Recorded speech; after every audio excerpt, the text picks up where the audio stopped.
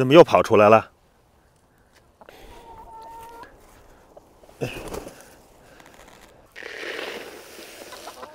在这吃点东西吧。这几天真是降温降得比较厉害了，连续的零下好几度。看看大棚里边，这些黄瓜都基本上已经被冻死了，那还有一个小黄瓜没长成。这一边都是那些十字花科的蔬菜，看看长得还是比较茂盛的。像这种花菜已经长得很大了，这2天就可以给它摘下来吃了。这边呢长得稍微小一点，这一个也是长得是相当不错了，已经很大了，好多都可以吃了。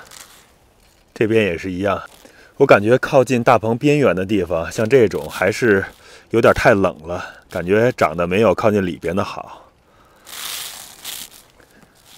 看看这是朝内侧长的，感觉就是暖和很多，长得个头也大，然后也白。当初我是记得我们这边种了花椰菜，然后也种了西兰花，但是现在看起来好像绝大部分都是这种花椰菜。这个长得真是不小了，我们可能这2天就把它摘下去了。周末的时候现在看天气预报已经有零下6度了，不知道还能不能扛得过去。而且它们太大了，我在里边罩这个无纺布双层保暖好像也有点困难。这边这种是豹子甘蓝，仔细看的话，它的这些位置已经有这种小的豹子甘蓝的菜头要长出来了。看这一颗好像是更明显一点，再多给它们点时间，应该是能长好多豹子甘蓝的。这边也是，我到时候还是想办法用无纺布给它罩一下吧，稍微的提供一下双层的保暖，多少要好一点。这边这2个是后来移栽的，是这种紫色的花菜，看看这个也是，现在还是小不点儿，给它保暖一下，过一阵儿应该是还是能长大的。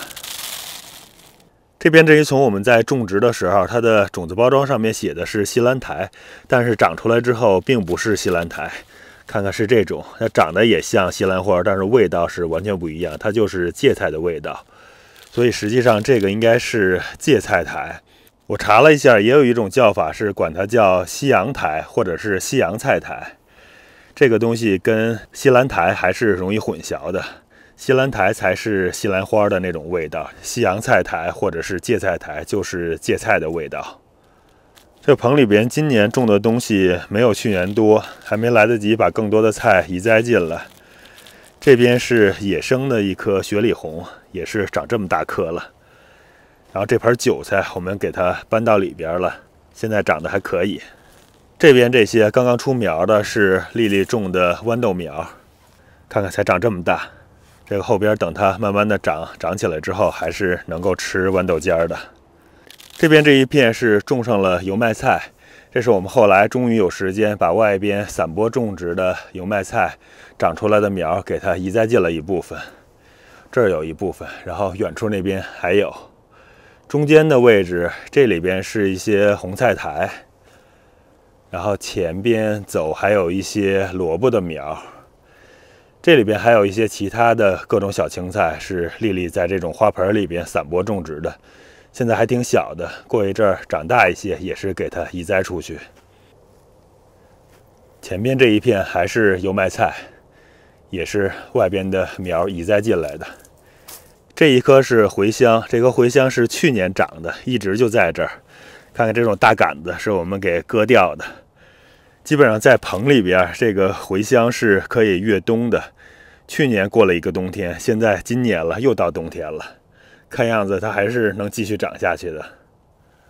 这油麦菜还是长得不错的，虽然是天气有点冷，但是在棚里边应该过个2-3周就能长得很大了。这边的花盆里边也是丽丽散播种植的各种各样的耐寒的小青菜，到时候等它们长起来之后，就可以移栽一部分到地里边了。看看这个长条花盆里边，也是长了不少。这边还有一点茴香，这些茴香长得其实还可以，看它叶子稍微有点发白，是因为我们之前处理这片土地的时候撒了石灰粉。看看旁边的空地，还是有石灰粉的，石灰粉的沫子飘到上面了，所以有点发白，应该是没什么影响。那边也是叶子上被撒了石灰粉了，也是不小心撒到的。这边还有一些萝卜苗，这萝卜苗应该已经长很老了，是之前没有来得及移栽，这种基本上就废弃了，没法要了。上面还有一些小青菜的苗，是丽丽用这种装水果的盒子装上土之后散播种植的。不知道大家能不能看清楚，里边长得其实还是不错的。下边是这种育苗盒，里边装上了水，上边这个白色的装水果的盒子下边是有孔的，其实上边大家看到这里边也是有孔的，所以是可以透气透水的。这边还有2盒是用这种普通的盒子种的，上面是没有盖子的。这2盒看着还不错，但是稍微有一点点高脚了，可能是因为现在这个天气水分吸收的少，然后丽丽加水的时候，这下边育苗盒里水加的稍微是有点多了，等会儿应该给它倒出去一点。这边这一片菜苗，我得在它零下6度之前给它再搭上小暖棚，在里边再罩一层无纺布，这样的话应该就安全了。再来看一眼这花菜，这花菜真的长得是挺喜人的。如果有空间的话，我们会再多种一些，再种点西兰花呀，或者是圆白菜之类的，都给它种上。但是怎么说呢，这种菜实在是太占空间了。我们其实现在种的已经是非常的密了，想种好的话，其实应该是再疏松一点，但是一棵就占这么大的空间，真是没地儿啊。10月中旬了，外边的天气已经是零下3、4度了，现在还能吃上自己种的有机的花菜，真是挺不错的。尤其是家里的小朋友，他们特别喜欢吃这种花菜或者是西兰花，到时候给他们摘下来，给他们做花菜，他们肯定是特别的开心。这是棚门口种的椰葱，本来长得是好好的，被鸡出来之后都给扒了，一边吃一边扒，结果给搞成这样了。远处的薄荷，看看这个季节了，这些薄荷还是绿的，零下2、3度，看起来也是没什么事儿。这个花盆里边有一个小的花盆，里边是一颗草莓，这颗草莓现在还是长得翠绿翠绿的。看来这种微环境对植物生长的影响还是挺大的。就是小花盆这么一个小空间，创造一个温暖潮湿的微环境，就能让草莓长这么好。我们其实是有个网，简单的围一下，就让鸡在一定的范围内活动，不然的话它到处乱扒。但是有一些鸡还是能够跑出来。看看这个，又来我这儿破坏胡萝卜了。现在在户外生长的，这儿还有一点胡萝卜。看看这小胡萝卜已经是有一点点膨大了。这儿还有2个，这是谁给我拔出来的？这好奇怪，不知道是不是鸡给我刨出来的。这边稻草下是之前种的蒜，有一些已经长出来了，已经发芽了。看看这种是蒜的芽。旁边这一片芝麻菜也还是长得好好的，这颗大葱也是。零下2、3度还是没什么问题。这边这些冬豌豆出苗是出的整整齐齐的，看看是调播的。这边这个菜床里面也是冬豌豆。冬豌豆的话，应该是能耐受到大概是零下15度或者是更多的严寒。所以在我这个7A 的耐寒区，最低的温度冬天可能也就是15度，所以大概率应该是99%的概率是能越冬的。现在在外边呢，还有这一池子菠菜，这些菠菜也是非常耐寒。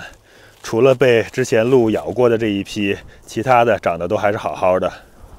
那片地里边是野生的一些香菜，就是春天的时候一颗香菜，然后我们没管它，长了很多的种子，现在已经是一片的香菜了。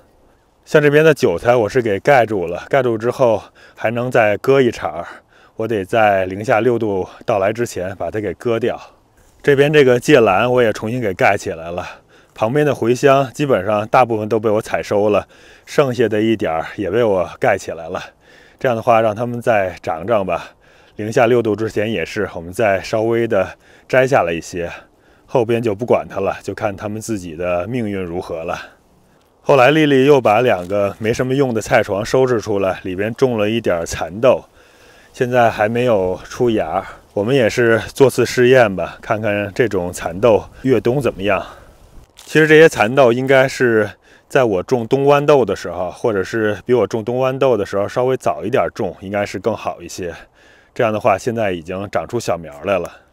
不过怎么说呢，蚕豆在我这个地方，如果冬天种植完全没有保护的话，还是有一定的风险的，并不能确保100%能越冬。可能再暖和一点的地方就没问题了。有时候这些菜能不能越冬，还真的是得看运气，看看这个是暖冬还是寒冬。看看外边这些油麦菜，前面我移到大棚里边的就是这一批的油麦菜。看看旁边还有挖出来的坑，就是从这儿挖过去的。棚里边呢，现在长得是很好。看看外边，在零下2度，应该还不到零下3度，大概零下2、3度的时候，已经是冻黑了。这些地方已经冻伤了。旁边的韭葱现在是长得也还可以吧。这些都是之前摘剩下的，就是之前没长好，长得比较小的，留到现在了。韭葱也是可以越冬的。这边是户外的芹菜，是春天的时候种的。芹菜其实也是挺耐寒的，不过过几天零下6度或者是更低温度了，应该也会被冻伤了。我们在那个之前再给它稍微的把嫩的叶子杆子给它收获一些吧，剩下的也是让它自生自灭了。这里边这一片香菜大家也看过好几次了，现在长势已经没有以前好了，因为天冷的原因已经是有点发红了。不过整体来看还是挺鲜嫩的，我们得把它沿着根儿稍微给它剪一下，剪回去放到冰箱里储存，就是给它用厨房纸呀给它包一包，然后再装在袋子里边，就能保存很长时间。这边这些香菜种子秋天的时候又发芽了，看看这些就是秋天的时候又发芽长出来的香菜。其实严格来说应该是深秋的时候入冬前发的芽，所以现在还长这么小。这2只芦花鸡胆子最大了，它们老是跑得离鸡窝特别远，现在已经跑到大棚的背面了。现在幸亏没有浣熊了，如果有浣熊的话，很可能白天它们就会被浣熊给拉走。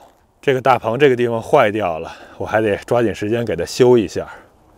其实这个春天的时候就坏了，但是春天的时候缝还是挺小的，我用那种修大棚的这种胶带给它粘了粘。但是怎么说呢，当时是以前用的这种修大棚薄膜的胶带没有了，后来又买了，结果买到劣质产品了，基本上太阳一晒就完全糟掉了，坏掉了。现在入冬了，还得重新再修，还是挺麻烦的。有时候买到这种劣质的东西真是很劳神呀。